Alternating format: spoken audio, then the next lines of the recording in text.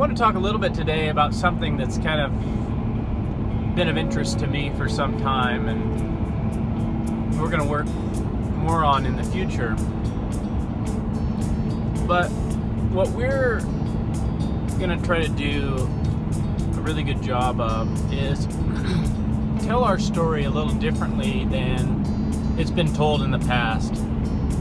So there's been a big movement for things to be more natural and organic and eco-friendly, and most of the time we think of that in terms of our foods.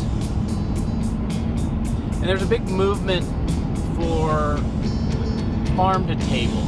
So essentially, knowing where your food comes from, how it was harvested, how the animals were raised, where they came from, where they were fed, and building that connection rather than just the commodity source of food that you get at the grocery store. That's the commodity industry portion of the industry is still critically important, but there's value in knowing what it is that you're consuming and having that on your terms and being able to decide that. And to that end, I think there are some similarities between that farm to table type story and what we're doing with mass timber.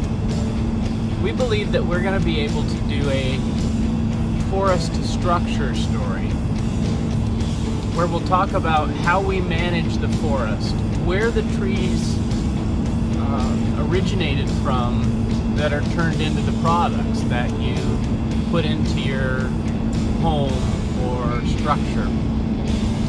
And we think it's a great story to tell, and we think people would really be happy to know that the products that they bought or helped support by living in a structure made of mass timber came from not only a sustainably managed area, that's great, but even an area that has been restored from being in really poor health and in a condition that is ripe for insect and disease infestation and subsequently catastrophic wildfire, and that by supporting or purchasing that product or that structure, that it's coming from the byproduct of great forest restoration activity. And that's really exciting for us to think about, because